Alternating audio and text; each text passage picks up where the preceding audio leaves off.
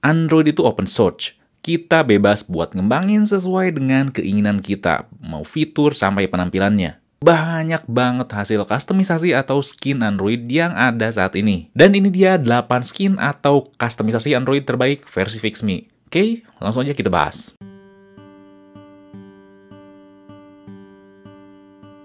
Mulai dari nomor 8 itu ada FunTouch. Emang FunTouch itu gak terlalu menarik sih sebenarnya. Tapi semua berubah ketika FunTouch 10 datang. FunTouch OS tuh asalnya nggak menarik buat saya karena terlalu mirip iOS sih. Tapi semenjak FunTouch OS 10 mengubah segalanya. Fiturnya tuh banyak ya, kayak dual apps, lock apps, ganti tema, huruf, dan masih banyak lagi. Walaupun kustomisasi penampilannya banyak, mulai dari ganti navigasi sampai tema, tapi temanya itu banyak yang berbayar. Overall penampilan bawaannya juga oke. Setiap elemen UI-nya tuh apik, flat, minimalis, dan nggak bikin sakit mata. Yang bikin khawatir si FunTouch OS ini walaupun udah versi 10 adalah update softwarenya yang nggak jelas. Ya mungkin, dan saya berharap nanti Vivo akan memperbaiki hal ini supaya lebih jelas masalah update softwarenya. Dan yang kurang jelas di FunTouch OS 10 ini adalah si asisten Jovi yang menurut saya tuh kurang aja kehadirannya. Ada atau nggak ada tuh kayak gak ngaruh gitu. Berikutnya ada ColorOS atau Realme UI. Sama kayak FunTouch, awalnya tuh saya nggak suka sama si ColorOS ini. Khususnya versi 5 ke bawah. Tapi semenjak 6, apalagi versi 7, bener-bener saya suka. Fiturnya sama kayak FunTouch ya, lengkap karena wajar ya, satu induk perusahaan yaitu BBK Electronics. Yang bikin saya lebih suka si ColorOS dibandingkan FunTouch OS adalah lebih matang dan lebih solid.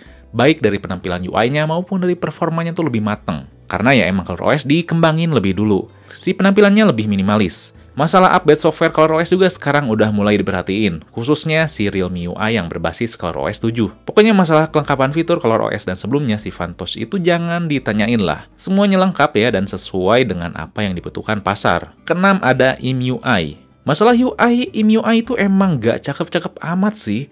Ikonnya tuh kotak-kotak, temanya juga gak beragam dan serba bayar.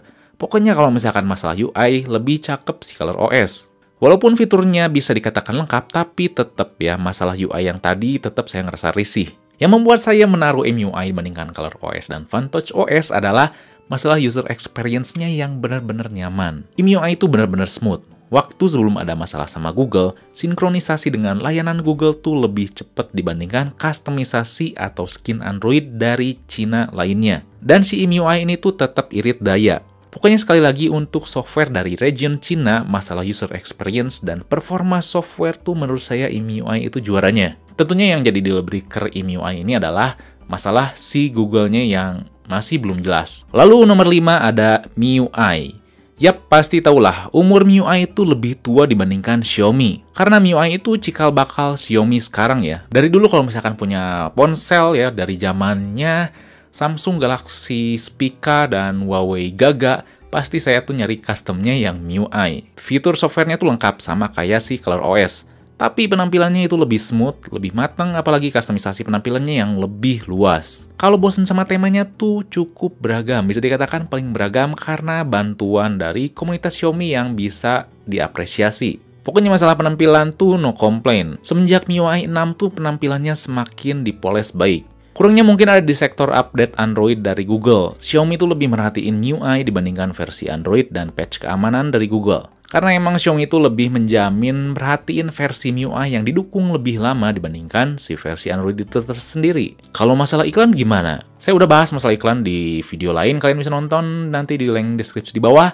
Yang pasti yang punya iklan bukan MIUI aja. Keempat ada Zen UI. Zen UI emang gak bisa dikatakan skin Android yang punya performa baik. Tapi seimbang di segala hal. Penampilannya tuh gak neko-neko, mirip stok Android. Tapi fiturnya kaya banget dan lengkap. Walaupun Zen UI ini penampilannya berubah ke stok Android, tapi harus diapresiasi karena Asus mampu mengambil berbagai fitur di Zen UI 5 sebelumnya. Walaupun gak bisa ganti tema yang beragam kayak MIUI dan lainnya, tapi gak masalah karena stok Android itu cakep menurut saya. Update security patch dari Google juga tetap rajin diberikan.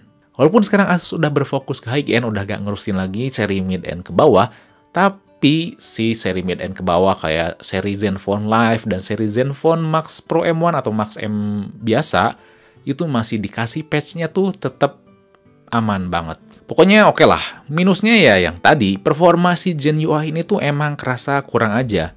Hal wajar mengingat perubahan drastis di UI-nya ini belum lama. Ketiga itu One UI. saya gak tahu sampai kapan Samsung akan berganti nama dari One UI. Karena Samsung emang rajin banget sih ganti nama ya, dulu TouchWiz, terus ada Samsung Experience seri berapa, langsung ke One UI kan. Mungkin ya nanti berharap jangan pindah-pindah lagi lah, biar ya mudah diingat gitu. Oke, tapi terlepas dari itu, si One UI ini tuh bener-bener cakep. One UI itu langsung saya suka ketika bisa memberikan UI yang flat, compact, dan slim di layar yang besar. Setengah layar buat operasiin dan setengah layar kita buat lihat informasinya. Dan ini tuh banyak diikutin skin Android lainnya. Customisasinya lengkap, fiturnya lengkap, dan Samsung tuh pas banget ngeracik UI dan user experience jadi satu.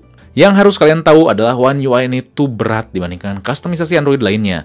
Makanya kenapa di setiap Samsung yang beda spek, fitur One UI-nya tuh dipotong. Skin atau customisasi Android lainnya juga emang gitu, tapi fitur yang dipotongnya tuh nggak terlalu besar. Dan terakhir yang harus diapresiasi adalah masalah update software-nya yang udah baik banget. Dulu Samsung tuh terkenal pelit ya masalah update software. Kabar baik juga, sekarang katanya Samsung mulai bawa update major Android sampai 3 kali ngikutin seri Pixel. Tapi sayangnya katanya baru nargetin seri high-end aja, yaitu S10 ke atas.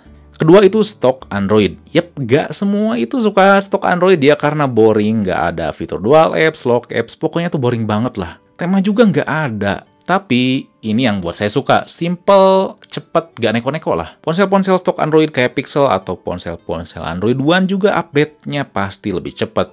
Karena nggak mempertimbangkan fitur-fitur dual apps atau tema atau pokoknya fitur lain yang emang nggak ada pada dasarnya. Karena ya fitur-fitur dual apps dan sebagainya itu kan itu dari si vendornya, dari si MIUI-nya, dari si One UI-nya, dari si stok Android dari Google-nya tuh belum ada. Kalau kata saya sih kalian belum megang Android kalau emang belum pernah ngicip stok Android tuh kayak gimana. Sebelum loncat ke nomor 1 ada honorable mention, itu ada Xperia UI dan HTC Sense. Mereka harus diapresiasi karena konsisten banget masalah UI-nya. Performanya solid dan dari dulu tuh ngikutin banget konsep si stok Android. Tapi menurut saya sayangnya mereka tuh terkesan terlalu kaku. Dibilang stok Android bukan, dibilang stok Android yang customizable kayak Zen UI juga bukan. Jadi nanggung aja, kata saya. Software dari Sony dan HTC ini menurut saya adalah salah satu yang buat mereka gak bisa bertahan di pasaran. Yang pertama, one and only Oxygen OS. Yap, si Oxygen OS tuh bener-bener cakep. OnePlus bener-bener pas ngeracik si Oxygen OS ini. Dulu OnePlus pakai Cyanogen Mode ya, tapi sayangnya karena satu dan lain hal mereka udah gak pakai lagi si custom ROM terkenal tersebut. Dan mereka langsung ngembangin Oxygen OS. Oxygen OS ini tuh berkiblat ke Cyanogen Mode dan berkembang sampai sekarang. Lalu benar-benar solid. Penampilannya tuh benar-benar kayak stok Android, gak neko-neko penampilannya.